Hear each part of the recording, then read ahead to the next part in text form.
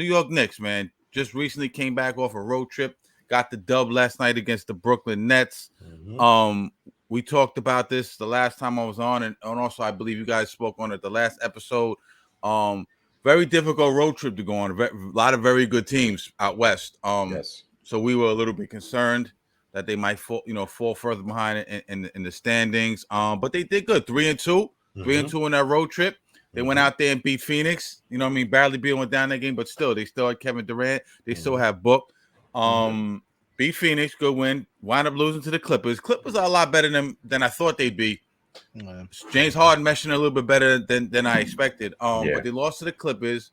Came back and beat a really tough Lakers team. I'm really high on the Lakers this year. You know, the in-season tournament champs. So they're going a little ham with that. But we'll talk about that at another point. They had bad night and all that. You're hanging banners like it's not. You know what I mean? Like, but and they came back. They lost to the Jazz, like Q said, and they almost came back against the Jazz. They made the game lost to the Jazz. Then they beat the Nets, right? That was 5, right? That's 5? Last night. Yep.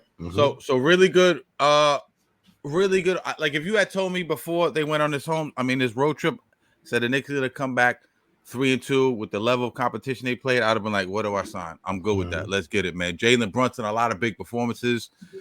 Julius Randle last night, really good performance. They call him the Big Ragu, DiVincenzo. Yeah, he jumped out the window last night. Sure did. Quick. Yeah. You know what I'm saying? Quick.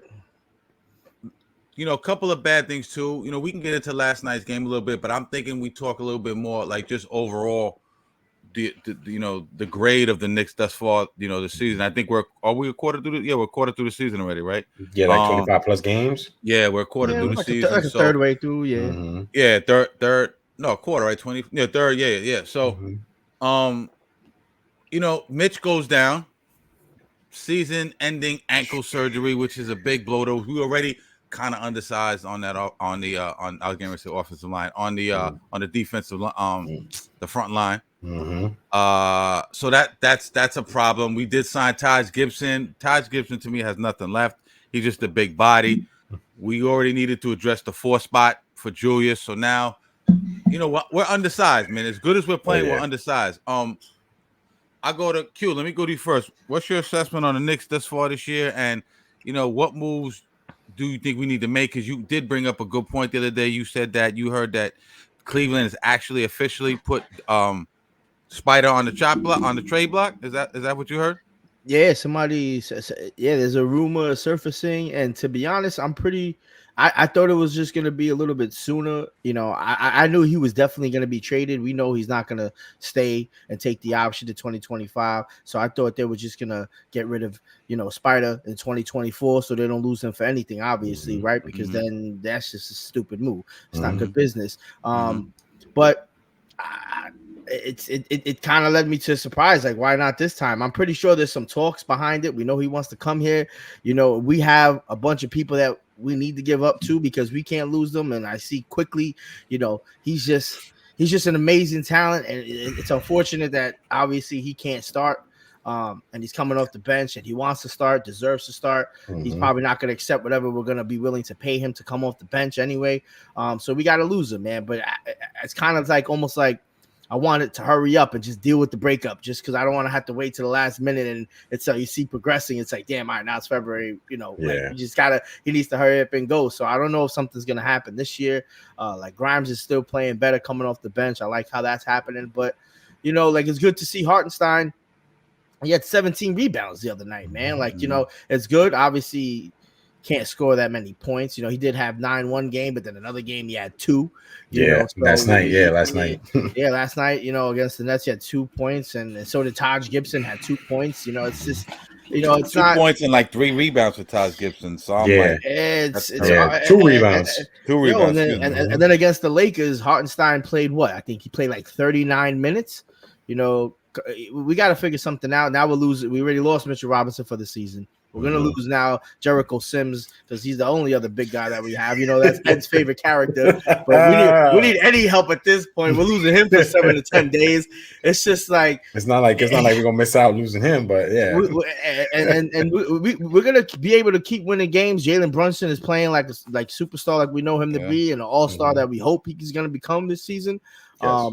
But they need to keep shooting free throws, because high free throw percentage. They got to keep doing that, and the 3-point percentage. We can't be missing and taking unnecessary shots, because as soon as we're shooting, poor like we did, we shot like 20-something% from the 3-point line against the Clippers, and we got smacked in the second half.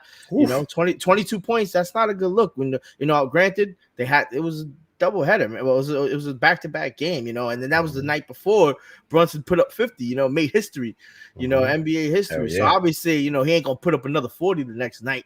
But he put up a solid 20-something points, but I'll take that. But it's just, as the season progresses, it leads me more to more worry that we definitely need somebody to do something over there. And they got to make a move, because now in order for us to continue to play at a very high level and beat all these very good teams, if we make it to the playoffs, like I've been saying, all the wheels got to be in motion. Everybody got to be going and paddling left, and you paddle right. And we can't be slacking for a second, because as soon as we not hot no more, we're gonna get plowed right through like what the Clippers did. They board up. Ed, what are your thoughts so far? I agree 100%. I mean, now remember how we was talking about, the schedule. The schedule for the Knicks was the only challenge. Now that's not the only challenge. Now losing Mitch, our big man in the center, in the center position, that's like, we came back from this cross country road trip, 3-2. But now, it's the nightmare before Christmas now, losing Mitch. And like you said, we're going to lose Sims, Taj. They bring him back. Let's see how he fits. My issue is like how the Knicks are actually going to do now that we know that our center is out, instead of 8 to 10 weeks like they said. Now the rest of the year, that's a big uphill climb. They're a great team. Don't get me wrong, but I feel like it's going to be real difficult for them. Right now we're sitting in fifth place right now in the East at 16 and 11. You know what I mean? I don't want to say we could decline, but losing Mitch, that's big for us. So now my thing is like, should we make a move? Like I've been saying that to myself for a while. I've been saying it through the thread. I don't know if we should make a move, trying to get somebody else. If we need a center, we need a power forward. We need somebody, at least like a rental for this year. Something. I don't really know. I'm just so devastated. No, you're absolutely right. You're absolutely right. I'm just devastated that we lost Mitch. He's been hurt for the last couple of years, but this is big time. For him, and him being a big guy, the ankle. Who knows how he's going to come back? They had to take a what was it, a player exemption on him? How much was the player exemption on him? It was what 7. It was a 7.8 million disabled player exemption. Mitch, you mean? Yeah. You know what I mean? So it's like I said, I'm just distraught. I don't know where we're gonna go. We look like we were steadily climbing. And now with this shit just took the air out of the room for me. That's like the big elephant in the room right now. Like losing Mitch is just a bad situation right now. It's like such a fucking bad situation. You know what, too, man? You mentioned. No, I agree with 100%. That he's spot on analysis. You mentioned them being in 5th place at 16 and 11, right behind the Magic. Couple of games behind the Sixers and the Bucks. Celtics and the Bucks are the top dogs in the East. But before it was, damn, we need another playmaker. We need another guy who can get buckets. We need a guy, that's going to be able to get you a bucket down the stretch. When Jalen's tired or Julius is not hitting, or RJ has a night where he doesn't show up as he's been known to do throughout his Knicks career. These couple of years he's been here. Yeah. But so we were thinking like, who can we get? We went from DeMar DeRozan to, just like realistically obtainable guys, like a 3 or a 2. Buckets, DeMar DeRozan. Obviously, everyone wants Spider. I think that the Knicks, fans' dreams. But a player like that, it would be nice. It would be a 2-way player. But now it's gone from we need that type of player to we need that type of player and a couple of big bodies, because as we mentioned, we just said the Celtics, Bucks, Sixers, even the Magic, All tall teams, man. All big teams. You see Big against bodies. the Celtics, Porzingis ain't the most physical guy in the fucking league, but Nope. his height. You saw the games we played against the Celtics this year. His height is effective against us. You know what I'm saying? Even with Mitch in the lineup, going against the Bucks with Giannis Brook and Lopez, Lopez, man. you know, it's not Bobby easy for Mitch. Bobby Portis.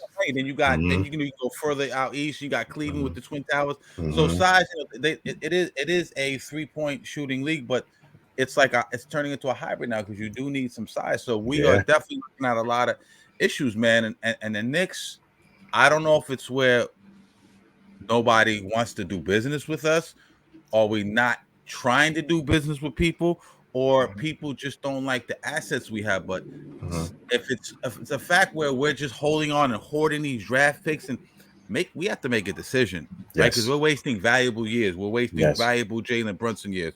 Julius is not going to be young forever. You know, RJ, we're going to lose probably quick. We might lose Hartenstein. Mitch is fragile. There's so many things we have to answer. They have a respectable record, in my opinion, you know, and I think they're right around where they should be in the East, between, you know, 4 and 5, kind of where they've been these last couple of years every year, right? You know what I'm saying? They've been stuck in this middle of the pack. 4 to 5, yeah, 4 or 5, you know, place every year. So we have a lot of questions we need to answer, man. And Leon Rose, World Wide West, all you guys, let's pull the trigger on something, man. Time is ticking, man. You know what I mean? Let's go, man. It's time to go. Let some of them draft picks go. Let's get rid of Unfortunately, Quick's gonna go. Grimes gotta go. You know, Grimes. I know he's playing well, and I know we give up. You know, we give up some defense. Because DiVincenzo, he's not a terrible defensive player. He's not a really great on-ball guy, but he gets in those passing lanes. He's like a good help defender. So you know he's suitable. But losing Mitch now, he might be exposed a little bit more because the mistakes he makes kind of had Mitch to help you out when a guy goes by you at the rim and you know, erase some of those mistakes. But you know, we need to make a move, man. Any closing thoughts on this? Yes, and you guys bring up a good point. Like, you know, we need to do. The time is now. Like we've been saying, how long we've been saying this already, fellas? Like the time is fucking now. They need to pull the fucking trigger. I was the last hard-headed individual out of us three saying no, keep. But fuck that. Like the time is now. You know, you hit a great point. How long is Julius going to be this dominant for us? Yeah. How long is Jalen going to ball out on this friendly contract with us? I mean, he's on record pace right now. To become the second player in Knicks history to average 25 and 5 in the season since 62, since Richie Guerin. You know what I mean? Like you can't waste that. You can't waste that. And unfortunately, as much as I love Quick, homegrown product, you know, we stole that. We stole him in the draft. Facts. You know, he's the key component for us to get something valuable back. I feel like him, Grimes, and a couple of picks, we could probably get like something out of a 3-team trade. I can't sit here and GM the shit and be like, yeah, we're gonna get this guy. But the more Fournier's contract is valuable as well. Yeah, it's like you said, that's golden. His declining contract, whatever, expiring contract is golden. So I feel like those 3 assets and a couple picks, we could get something. But the time is now. They got to pull the trigger. They got, like you said it. They got to stop ordering the shit and just do something. And I was like I said, I hold myself accountable. I was like, keep the depth, but fuck that, man. And now that Mitch is gone, we need to do something, man, to keep their in pace. You know, even if we stay in the middle of the pack, just to keep pace, because the teams are ahead of us. They look like they're gonna stay ahead of us for the next couple of years, because you know. There's a famous saying. Bill Parcells, I believe, said, "You are what your record says you are." Right? Exactly. They are what the record says they are. The last 3-4 years, they've been in the exact same spot, 4 or 5. I don't believe they've broken past that. Yo, real quick before we transition into some football, I want to say, yo, man, in the words of the immortal Baby from Cash Money, put some respect on Julius Randle's name, man. Like, you know what I'm saying? Balling this year, man. He is balling, and he started off, man. Listen, I feel like such a hypocrite sometimes because we was killing. Because we be jumping out the window ASAP. You know what I mean? But we do correct ourselves. Right? We don't. Some people are stubborn. They'll just stick to it. They'll just stick to their story just because they want to be right. Yeah. You know, we're flexible. Pause. Julius been playing brilliantly, man. What I love about him, he's picking his spots better than ever. It's not overdoing it on the 3-point line. Not, you know, remember Julius used to just pull. Yeah, come he down went. and pull from three, pull from mid range. Yeah, that's one thing. I'm sorry to cut you off. That's one thing I noticed from last night. That's perfect that you said that because he went 0 for 4. Yeah. Once he didn't make that, once he missed that fourth 3-pointer, he stopped chucking. Then he gets downhill. Yes, that, bully ball, weight room shit. Remember Yeah. you used to You be in the park. You saw that dunk he had last night. Yeah, you know what I mean. You know remember when you used to be in the park and your jump ain't falling? Yeah. And if you built like that, if you strong, you used to go down low, boom, back them in. That's it. Dudes be bumping you, and if you score, you used to run down the court like weight room, just talking shit to niggas. Remember? He's a very physical person. He's a very physical player. A lot of people can't hang and bang with him. No homo. You know what I mean? And he's in shape. No homo. Yeah. He's in shape. And one thing about Julius, he always comes into the season in shape. You never as much as people knock him, you never hear, damn, Julius doesn't work harder. Julius doesn't come in shape. He comes in shape every year. Time to put some respect on his name. He's a great asset to our team. Yes, all-star, bona fide all-star. Yeah, also. Oh, good point. All you New York Knicks fans, good thing you brought that up. I'm glad you brought that up. Yeah. Make sure we got a big city. There's 8 million people in the city, let alone the state. There's obviously a lot more. There's a ton of fucking sports fans. More Knicks than Nets. We all know that, right? It's a Knicks town. Hell yeah. Make sure, look at me. Make sure you guys vote Jalen Brunson into the All-Star game. It's going to have to come from New York. Yes. Because he doesn't get national recognition. You know what I'm saying? At all. Let's do this. I'm going to vote. I know you guys are going to vote. Yeah. Everybody I already voted a couple of times. Vote. Let's get my man the props he deserves. Word up. He deserves it. I feel like I feel like at the beginning, if you would have asked me, I feel like we were on course to get 3, like, all-stars from the Knicks, like when we had the 94 season when it was Pat, Oak, and Starks. But now I feel like JB, Brunson Burner, and Juju, they on track to be on the team. They got to. They got to. They got to, man. Probably because this will be Randall's 3rd straight year, right? Yeah, with us. Yeah, went under the Knicks. Yeah, with us. Yeah, under the Knicks. Yeah. I don't know if it's 3rd straight year. I think he missed the year that we missed the playoffs. Yeah, I think he missed the. Yeah, he missed the. No, he got it last year. The year before, when he won Most Improved Player, and we lost to Atlanta, he went. I don't think he went the next year. Yeah, the year that he went last year, right? And then went last year, if I'm not mistaken. Something like that. You could be right though. Q. Let me throw this screwball in there. Let's look it up. Somebody look it up. I was hearing trade rumors on Andrew Wiggins. What y'all think about Andrew Wiggins? Now that he's in the doghouse in Golden State, what y'all think about Andrew Wiggins? I like Wiggins. I'm gonna be like, nah, I don't think he's gonna be the guy to take us over. No, not to take us over, but depends what we're giving up for him too. Okay. You know, Wiggins good, man. Wiggins is good, man. He's having some issues out there, but for a minute he was balling out in Golden State. You know what I'm saying? Yeah. He was a 6 man. I mean, bona fide started with them. Yeah, but that team is falling apart without injuries, man. You got Draymond Green beating the shit out of motherfuckers. I don't know what the fuck up with that guy. You know what I mean? Like, and then Julius. Now I'm gonna say Julius Randle. Draymond Green tripping. Yo. They talk about he need mental health and stuff like that. I'm like, dude. Yo, the last shit he did? Yo, that was wild, son. Yo, he's wild, son. I mean, we grew up in the era that we saw some crazier shit, but I like, it's crazy that he went on to say that he didn't mean to hit him, but like, why are you flailing your arms, turning around? Like, exactly. What do you think is not gonna happen? What do you think you just gonna your arm is just gonna flow through him? Hell yeah. Yo. That is so true. Man. But like on 2 All-Star games. 2 All-Star games. See, yeah. But but on some optimistic shit, and I know, and you got me nervous too because I think Hartenstein we got to find a way to keep him because Mitchell Robinson, he's always hurt, man. It's like, how many years he got on his track on his contract? They gave him like 3 years or something like that, man. It's just like, but the good thing, like, what's crazy is that we still were able to out rebound LA. That was crazy. That was like the only optimistic thing I saw. I'm like, damn, we don't have no Sims. We had Taj Gibson, but Hartenstein with 17 rebounds, and we out rebounded them. I think even Julius Randle, I think, had like 14 boards. But like that's the type of shit we need to consistently have every night. That's not gonna happen. Yeah, we out rebounded them by 11 rebounds. That's crazy. Yeah, now I see that stat. That's insane. And that's a big team. Like, and there's a big team between Davis, LeBron. You got Achimura, Vanderbilt, Hayes and Christian Wood. That's a big boy team right there, man. Yeah, And we got rebounded them. Yo, quick fucking story about the fucking Lakers, man. When I play fucking Cash over here in 2K, fucking bastard. His bastard used to play with his starting lineup. Yo, he would put Howard off the bench, as the center, Anthony Davis and LeBron. Yo, homie would have like he'll miss a 3 and get like 4 offensive rebounds. So he finally make a shot. I'm like, yo, you know what? And then post up on the other end all day. Boom, turn around, dunk. That's not fair. LeBron used to be mega in that game.